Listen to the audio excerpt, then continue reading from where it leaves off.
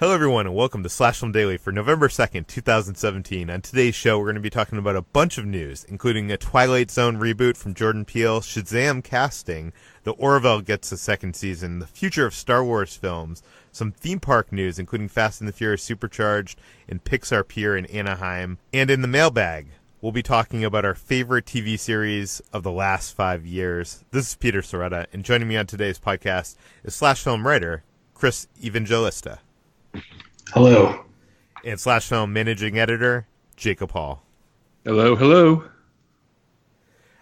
Guys, we have a bunch of news to get to before we get to the mailbag, so should we get to that? But I should mention, last night I saw Justice League, and unfortunately that's all I can say.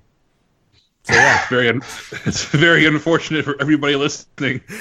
Yeah, that happened. So hopefully at some point I'll be able to talk about that. Peter Sciretta, you old braggart, you. Yeah. Well, they said I could say that, so I'm saying it. There. Okay, into the news. This bit of news just hit the wires. Twilight Zone is getting a reboot coming to CBS All Access from Get Out director Jordan Peele. Chris, what do we know about this? All right, so yeah, the story says Jordan Peele is going to be involved with the Twilight Zone reboot, but it also says that Marco Ramirez, who's worked for Daredevil and The Defenders, is actually going to be writing and serving as the showrunner, which is a little disappointing. I was personally, when I saw the news break, I was personally hoping that Jordan Peele would be more involved with the project, but just him being involved at all is good news because he directed, of course, Get Out earlier this year, and that film was both a genre film that also dealt with social issues, which is also pretty much what the Twilight Zone was for years. A lot of people seem to remember it as just this sort of sci-fi horror show, but it had much deeper meanings for a lot of its episodes. So it's a really good match. Yeah, and anthology series seem to be on the rise with Black Mirror. This is coming to CBS All Access. It seems like CBS is putting a lot of money invested in their streaming service. I know neither of you are subscribed, but will Twilight Zone be enough to make you a subscriber for this new streaming service? Yeah, definitely. Yeah, I'm not a huge Star Trek fan, so I didn't join it for that, but I think I would definitely join for this. How about you, Jacob? Man, I grew up watching Twilight Zone reruns on a loop on the Sci-Fi Channel.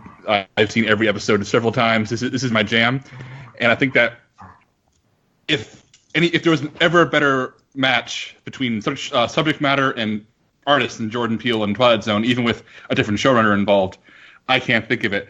So yeah, if they can get enough stuff like this on at the same time, then yeah, I'll subscribe, but I won't do my plan, which is to subscribe for 1 month, watch everything, and then stop. So CBS, you're on the right track. Just keep it going. You know what CBS needs to do? They need to follow the movie pass model and make a stipulation in there that you can't cancel. Or, I mean, if you cancel, you can't resubscribe for a whole year. That'll teach those customers who wanna give them money. Yes. People have been doing that with HBO for years, subscribing for their favorite shows and unsubscribing, and it hasn't hurt them. So maybe learn from people who have some of the biggest shows on television. Yes. Also in the news is some casting for Shazam. They have found a villain in Mark Strong. You wrote this up for the site, Jacob. So tell us more about this villain. Well, I quickly want to start with a joke that you made, Peter, that I really enjoyed, which was about every few years, Mark Strong gets cast in a villain role in a major Hollywood movie. Every few years, that movie disappoints us. So hopefully this won't repeat again. But you know Mark Strong because he was in Kingsman, he was in Sherlock Holmes, he was in T.Q. Taylor's Soldier Spy. English actor, shaved head, sort of an angular face that's very good for villainous roles, even though he can play warm and gentle and has in the past. But the Hollywood Reporter notes that director David F. Sandberg and Warner Brothers want to make use of his villainous traits in Shazam, where he'll be playing Dr. Sivana. And Dr. Sivana is not a household villain like the Joker or Lex Luthor or the Penguin or the Riddler, or most of the Batman villains even. He is one of Shazam's oldest villains, though. He debuted in 1940. He's a mad scientist. You've seen him before. He's always depicted as this sort of short, skinny, bald guy with big goggles and a white coat with a collar that goes way high up his neck. He sort of invented the classic mad scientist look we've seen in a lot of comic books and a lot of cartoons. But in recent years, in DC Comics, they sort of reinvented him to be a bit more of a tragic figure, a respected scientist who starts dabbling with magic when science can't help him with some serious family problems. I'll leave it at that. And opens the door to all kinds of bad stuff and evil. And so I think that's probably the direction we'll see in this movie. I don't think you cast Mark Strong in a movie being made in 2018 to play Dr. Sivana as he was originally depicted in early, old-school Golden Age comics. I think we're going to see this sort of tragic figure that he's become. And you can definitely see, even Mark Strong looks like how he's drawn now, this sort of handsome, bald, striking doctor who like walks into a room and commands everybody's respect, whereas old-school Sivana is this shrimpy little dude who is just sort of a cartoon villain who exists just to be evil and do bad things for the sake of bad things. So I think we're going to see this character kind of reinvented and sort of refocused through a modern lens. But the one thing I do hope they maintain is that since Shazam himself is actually Billy Batson, a young boy who turns into a superhero who looks like an adult, I'm hoping that Mark Strong can provide the contrast, because it's always been fun to see his pure evil figure go up against such an innocent, pure figure. So I'm curious if you guys have any opinions on Mark Strong, on Dr. Sivana, or is this all news to you? Because I know Shazam's Rogues Gallery isn't exactly bursting with appeal. I mean, for me, I'm not a big Shazam fan, so this really is news for me. I don't really know much about the character, but Mark Strong getting cast in the villain role, as I said in the Slack channel, is kind of worries me about the project, because I feel like... I've been saying for the longest time, we'll know if the next James Bond movie is bad if Mark Strong is the cast as the villain in it. He's such a good actor, though. It drives me crazy that this happens. Oh, and he's good. He's great in bad movies, but he is just, I don't know. Maybe it's that he's the choice of him as a villain is so obvious and so easy that someone that would make that choice maybe doesn't usually make the best movie. I like David F. Sandberg's last two movies, Lights Out and Annabelle Creation. This is his first non-horror feature, and I think he's got chops. I'm really curious to see how this looks, especially since Shazam is such a lighthearted character. To have a guy who made Annabelle Creation, which is really good, well, I thought it was really, really good, but also like really dark and mean, like making this movie such an interesting turn. Chris, do you have any opinions on this? I mean, I'm not very well versed in the character. I'm wondering how The Rock fits into all this, because they're making the Black Adam movie, and it's just really weird to me that they're making the Shazam movie and the Black Adam movie side by side. It's sort of like if they made like the first Batman and then a Joker movie side by side. It's really like weird that they're doing that, but I guess they're trying something new. Well, you know what, Chris? Yeah, they are actually doing just that. They are making a Batman movie and a Joker movie side by side. That's true, but this isn't like the first time they're making a Batman movie, whereas this is the first time they're making a Shazam movie, and it's sort of like they're not even giving him a chance to do his own thing. Like he's already has to compete with his villains movie. Oh, it's sure. weird because Black Adam is the most famous Shazam villain at this point, and he is more of an anti-hero now, sort of makes his own way in the DC universe, picks his fights and sides based on whatever's going on in his life at that moment. But it is odd, especially since in recent comics, Dr. Sivana and Black Adam, sort of their new origin story is kind of tied together. Dr. Sivana unlocks Black Adam and releases him upon the world again.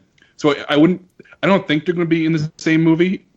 But I think it's a missed opportunity not to have Black Adam make his debut in Shazam. At least that's the impression I'm getting from this. But we need to move on because we got a lot of news.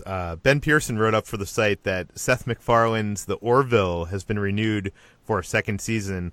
Now, I have only seen the first episode of this show, and I was not impressed. It seemed like he wanted to do Star Trek more than he wanted to do a comedy, but it was being marketed as a comedy, and the result was kind of like a poor man's Galaxy Quest, which makes it sound better than it was. But since that first episode, the pilot episode, it has gotten quite a fan base. and I guess that fan base is enough for Fox to renew it for a second season.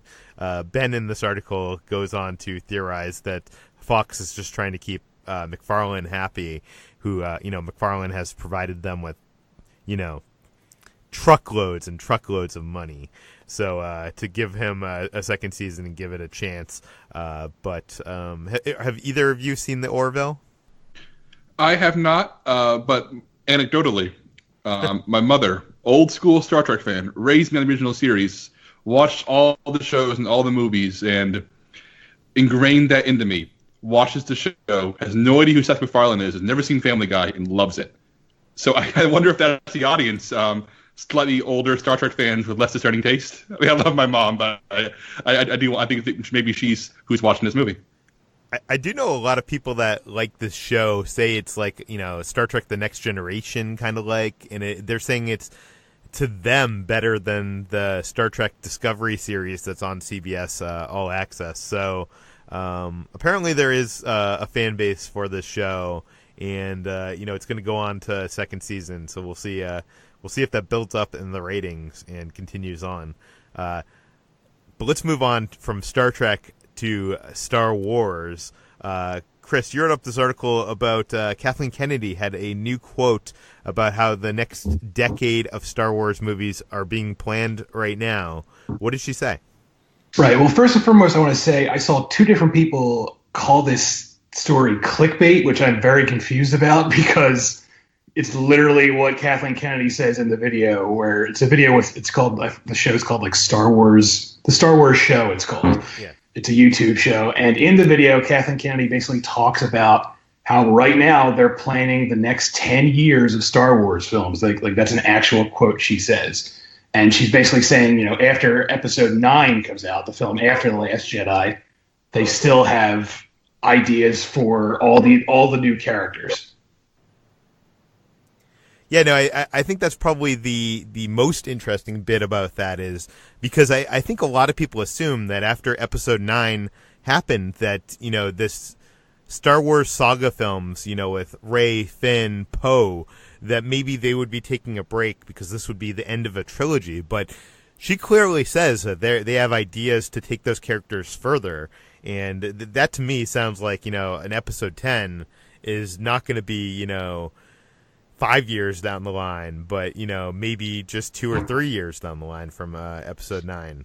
But it is interesting that it looks like they're continue on to do a mix of these Star Wars standalone stories and Star Wars Skywalker saga episodes, and it seems like that's the plan for the foreseeable future. And I definitely see that Disney is making so much profit off releasing one of these Star Wars films a year.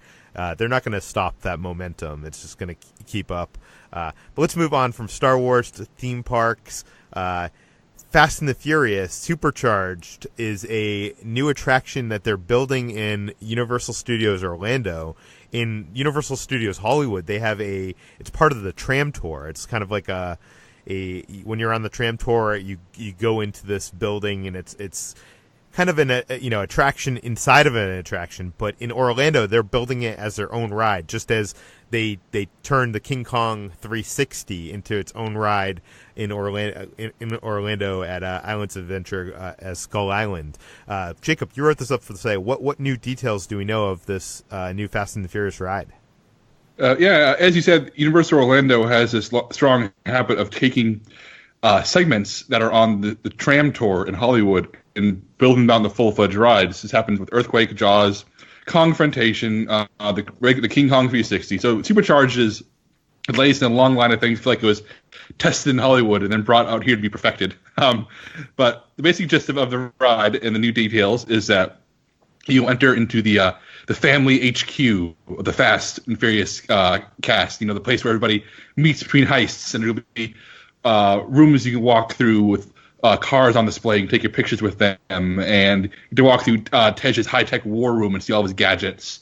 And if you're wondering how this line system works, it's because they're once again using the queueless ride system, where instead of standing in line, you book a time through a mobile app or at a kiosk on site.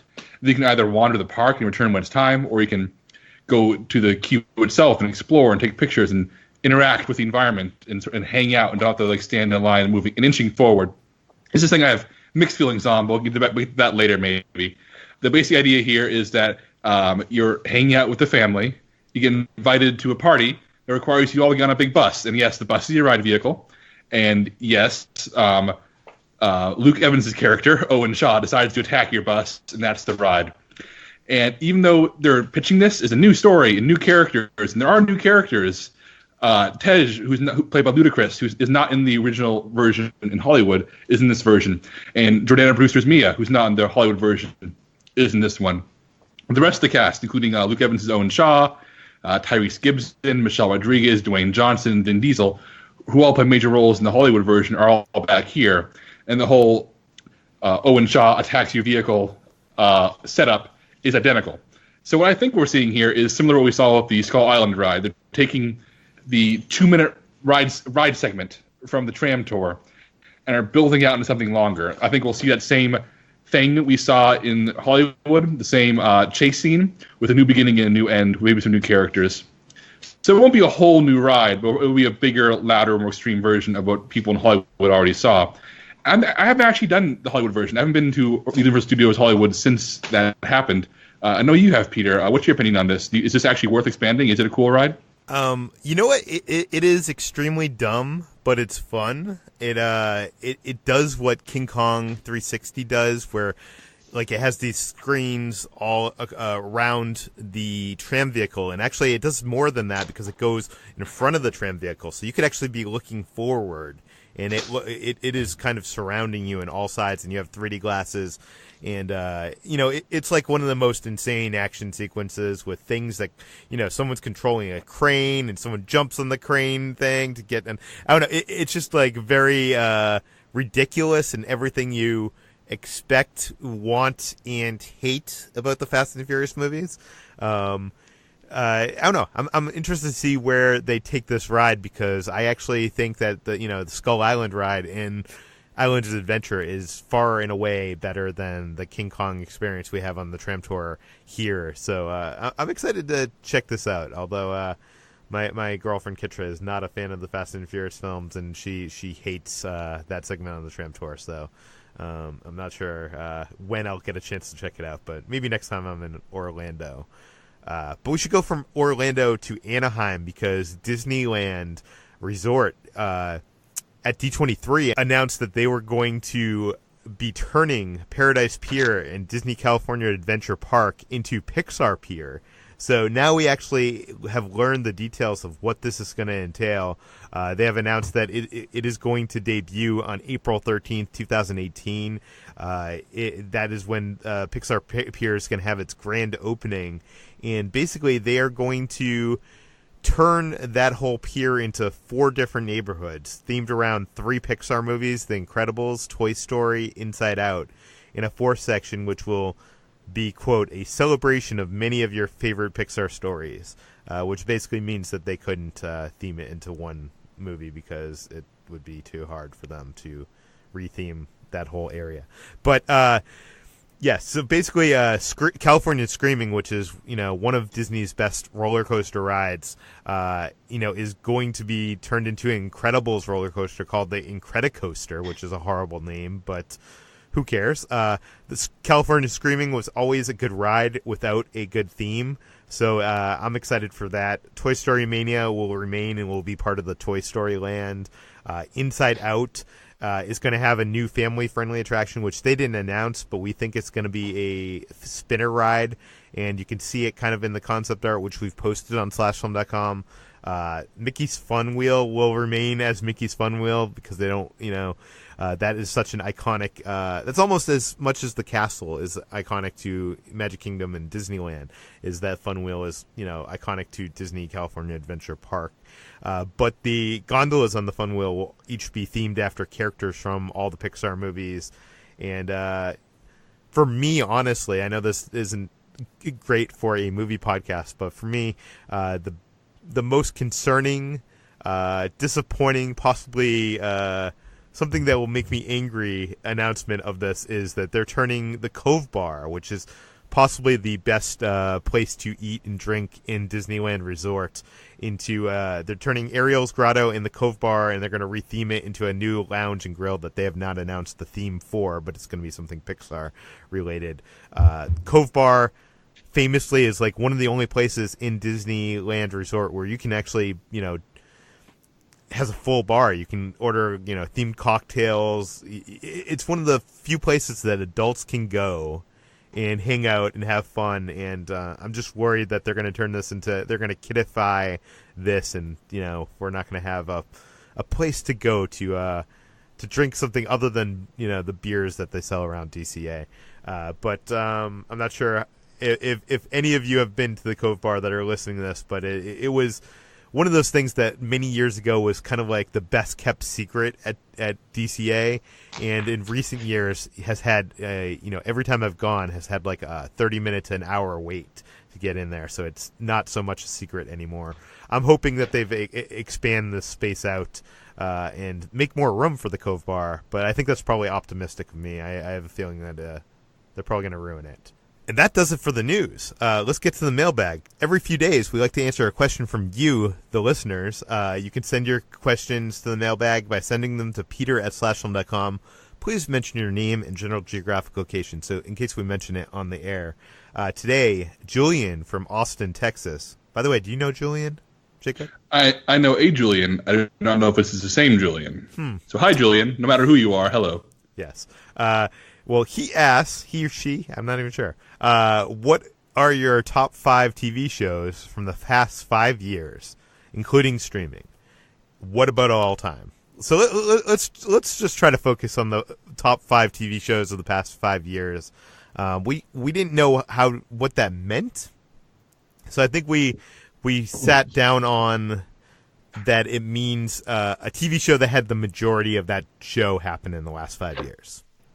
It didn't have to start in the last 5 years.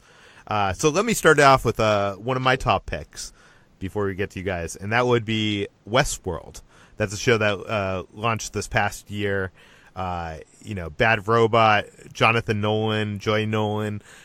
It's just, I'm not a fan of Westerns. I am a fan of sci-fi, though, and this show does everything I loved about Lost, and, the water cooler talk and the theories and the speculation and the questions, and it's really smart. It says a lot more about humanity and technology and slavery and all these different things. The performances are amazing.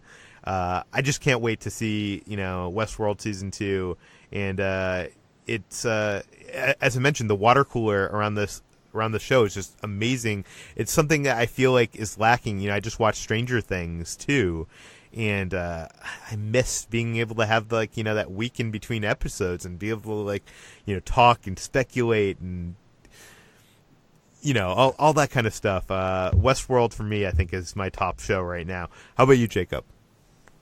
My top show is one I believe I share with both of you on this list, and that is the Breaking Bad spinoff, Better Call Saul, which isn't just a good Breaking Bad spinoff. It may be one of the best prequels I've ever seen. It avoids so many of the pitfalls you normally associate with prequels. It is well aware that you know where these characters go, and rather than delight in taking you there, it makes every single step of watching the evolution and the creation of Saul Goodman, as played by Bob Odenkirk, into a painful, harrowing experience. They have broken this character down before our eyes and just tear him apart. And if Breaking Bad was an origin story of a bad person embracing his badness, Better Call Saul is a story of a good guy being so torn apart that he just turns toward nihilism and evil because it's all he has left and the only thing he feels like he can do. And I find watching it to be a physically painful experience. It gives me panic attacks. It upsets me so much, and I can't stop. It's not Breaking Bad in terms of, and that's maybe its greatest trait, is that it doesn't just try to do Breaking Bad again. It is a very different show, and it works in such different emotions and different feelings and different styles. And it really is as remarkable as Breaking Bad ever was, and that is such high praise coming from me, because I think Breaking Bad may be one of the best shows ever made. Yeah, no, it's on my list as well, and I do think it is better than Breaking Bad, which I think a lot of people would disagree. I don't think there is, the fan base isn't there as it was with Breaking Bad. There isn't the water cooler discussion as much as it was with Breaking Bad. But the performances, the characters, everything you said, it's not trying to be Breaking Bad, it's trying to be its own thing. I'm almost a little bit worried that now that we're getting close to the timeline of Breaking Bad, that some of those pitfalls that you were initially worried about might come up. Chris, this was also on your list. What do you have to say about Better Call Saul? Right, yeah. Not to make this like an echo chamber, but I too actually think Better Call Saul is better than Breaking Bad. I didn't think Breaking Bad was bad, but I just like this show more. I'm more interested in these characters. It's just a remarkable TV series. I definitely think it's the best thing that's on right now. And I also agree that I'm really not in a rush to see it catch up to Breaking Bad. Like, I feel like every season it airs, I always see like headlines about people wondering like, when is Walter White going to show up? And I honestly don't really care. If he takes his time getting there, I'm fine with that. I'd rather spend time with these characters. I do think it would be interesting if they could, have a season that takes place during the timeline of Breaking Bad, the series, and shows it from, it's not showing you Walter White's story. It's showing you his story and what was going on that we didn't see. And then, having the last and final season being, us catching up with Jimmy, in the Cinnabon, his post Breaking Bad. Do you know what I mean? Like, I feel like that could be cool or it could be disastrous. What do you think, Jacob? I think that's always what I imagine it would be. I mean, why else are we seeing the flash forwards to Jim McGill post Breaking Bad in black and white, working this sad, pathetic job? And this is not my comparison. I wish it was. Someone said that they would love to see a season that was essentially Rosencrantz and Guildenstern Are Dead, but with Breaking Bad. And those of you who don't know that play, that is a play by Tom Stoppard, about Rosencrantz and Guildenstern, two minor characters in Hamlet, and it follows them on the margins of Hamlet. Well, the main characters, the main story of Hamlet happen in the background, but they have their own personal arcs and personal stories, and we start to understand and feel for them in ways that we never could have in the original play. And it's a really powerful, funny, dark, self-aware piece of storytelling. And I would love to see a season of Better Call Saul where Saul is dealing with problems that are so huge and personal. Meanwhile, all the Breaking Bad stuff is happening just in the background in ways that that people who haven't seen Breaking Bad may not even notice. And I think that's the way to approach that. No, I think that would be the key, to not make it too much about Walter White. And that's just, one of the many things that Saul's dealing with. I think that would be a way to do it. Another show on my list is Fargo, which was not a show I was looking forward to when it was announced. It sounded... Honestly, it sounded like blasphemy. Like it sounded, why are they gonna make a TV show out of this, perfect Coen Brothers film? But Noah Hawley is awesome. I love his style. I love his casting. I love his characters. I love if you have not seen the first season of Fargo, well, first of all, make sure you see Fargo the movie first, because there is some connections there. Then go see the first season of Fargo. It to me, I think, is the best season they've done thus far. But the seasons that have come after it have been great. Maybe not as good as that first season with Billy Bob Thornton and what's his name, who is from the Martin Hobbit. Freeman. Martin Freeman, yes. Yes, so that would be my second pick. Jacob, what is your second pick? My second pick is one that I hate to say it. I'm almost embarrassed to say it because its fans are so rotten and make me feel so bad for liking the show. But that's Rick and Morty, Adult Swim's animated sci-fi comedy. And I'm just going to put aside the rabid, ugly fandom who disappointed the show entirely. But I think this is such an incredible science fiction show. The comedy is great. It's funny. I laugh all each episode. But if you remove all the jokes, every single story is built on a really sound science fiction concept that I think holds up dramatically. And then add in jokes, add in characters who are not always likable but are interesting. and a willingness to get really ugly in the right ways. It's interesting the show has attracted so many ugly fans and emotionally ugly fans and people who are latching on to the character of Rick, this mad scientist who ruins the lives of his entire family and most of the universe. When the show does not approve of him, the show is a portrait of ugly, nihilistic, rotten behavior from a truly despicable person who cannot improve himself no matter how hard he tries. And it's a show about how we hurt people and hurt people in our lives, but told in a really great sci-fi comedy animated setting. And so it's a weird case where I love this show and I wish more people watched it right. I guess such a snobby thing to say, but the same way I think people rooted for Walter White in Breaking Bad, they shouldn't be rooting for Rick. But I do think that's a testament to the show's power, that it can be misunderstood so astonishingly by so many people. But it's a great show, and if you've been turned off by the fan base, I recommend giving it a shot.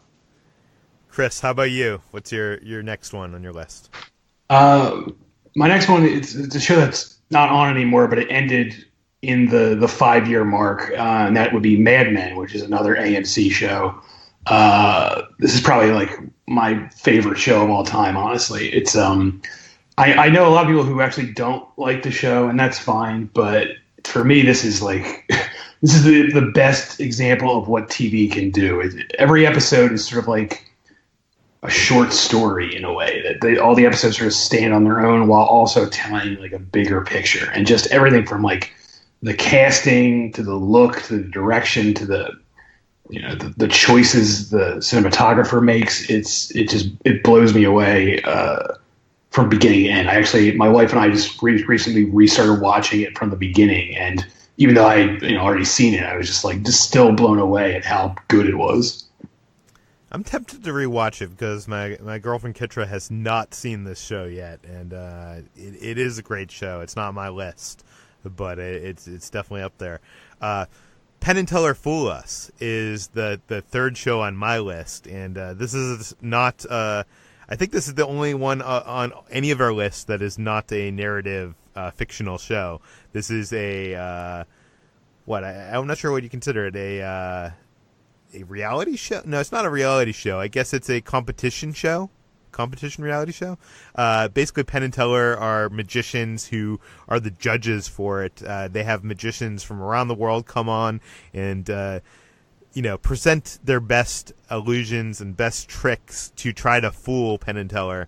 But it's not really about that. It is cool to see each episode. They do have like one person that does fool them, and but it's more about seeing some of the best talent in magic come to perform for these two magicians and get their reactions to how they present their material, like the way that the methods that they use. Penn and Teller won't spoil how they figure out how the tricks work, but they will use very vague language and words that if you're a magician, you can read between the lines and know what they're talking about. But it's just very enjoyable. This is one of the shows that every week when it's on TV, I can't wait a day to watch it. I have to watch it that day. So Penn and Teller Fool Us. Jacob, what's next on your list? I'm going to go with a very recent show, one that's only had 1.5 seasons roughly. And who knows, it could turn around, but I was so won over by the first season and was so enchanted by it that I have to put it here. And that is The Good Place, the new show from the creator Michael Schur, who is best known for co-creating Parks and Recreation, a show that would have been on this list, but I feel like it started a little too early for the 5-year mark, even though it ended within that 5-year mark. In the same way that Parks and Recreation was a show that did the impossible and found comedy in people being nice to each other. It's such a difficult thing, the idea of getting big laughs from people being kind and friendly and supportive, which is so much harder for people to be mean to each other. And The Good Place is similar, even though it has a very different premise. It's actually a fantasy show about a woman played by Kristen Bell, who wakes up, is informed that she's dead, and she's in the afterlife, and she's made it to the good place, overseen by Michael, played by Ted Danson, a sort of angel-like figure who introduces her to the world, into the neighborhood full of other people who have all also made it to the good place. And what we learn in the first episode is that Eleanor is actually a really bad person who did really bad things in real life and does not belong in the good place. And it ends up being this really fun situation comedy built on positive characters, people learning and trying to do better, while also being a really effective fantasy show. I'm totally sold on the fantasy world of the show with its bizarre rules and increasingly convoluted mythology.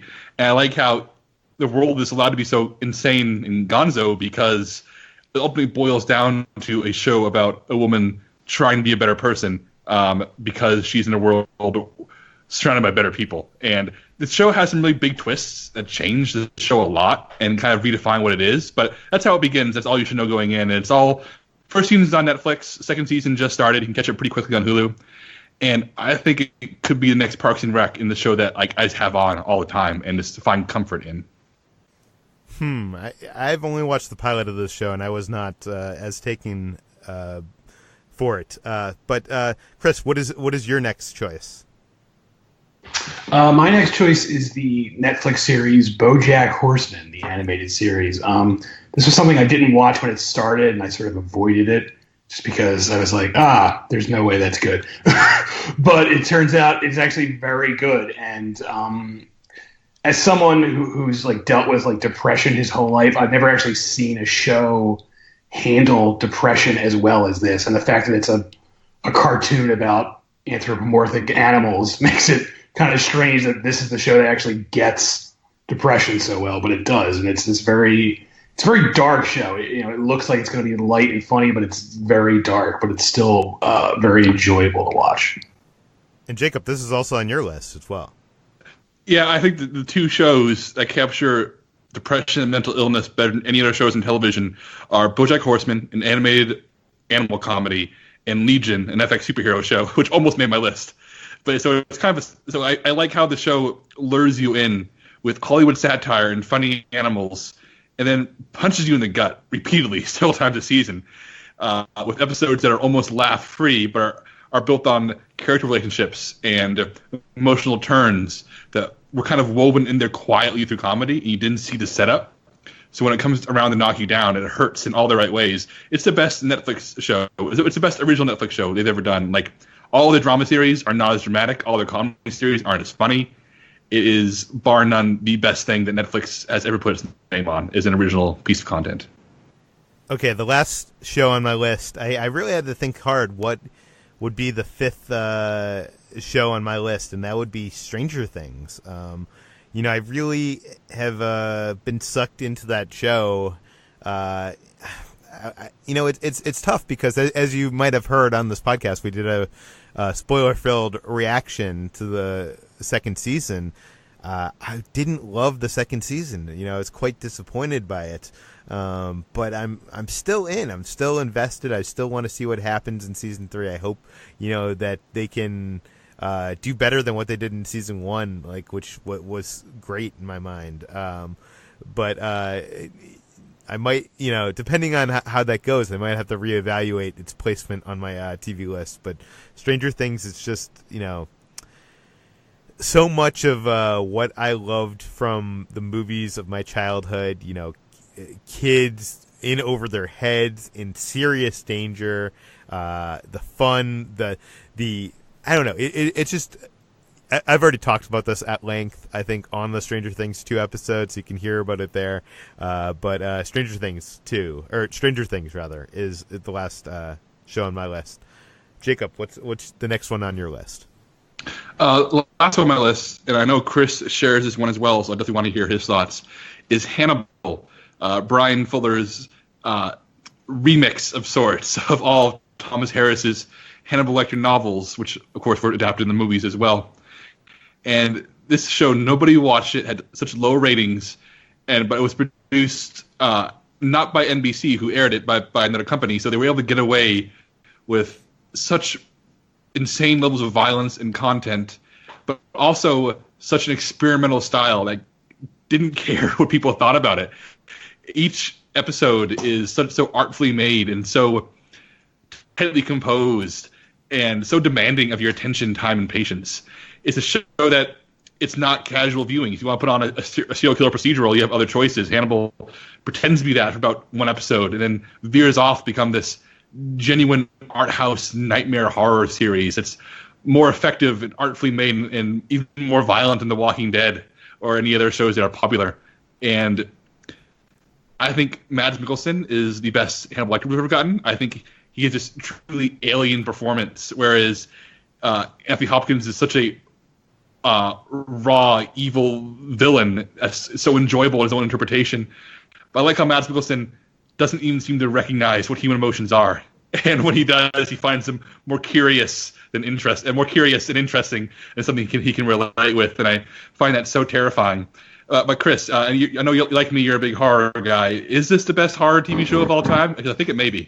It's definitely, I pretty much agree with everything you said, especially Mads Mikkelsen's performance. I was very skeptical when they first announced this, just because I was like, oh, that's a stupid idea. There's no reason to make this a TV show. But I watched the first episode out of curiosity, and it just hooked me from beginning to end. It's really unlike anything else that was ever on TV. It's just gorgeous and weird and violent, and it's definitely not for everyone, but it makes horror into this like art form that other shows can't even come close to approaching. Like, I'm not a big American Horror Story fan, and every time that pops up every year and people talk about it, I just get really angry because I wish Hannibal had like the same devoted fan base as that show, because if it did, it would have lasted a lot longer.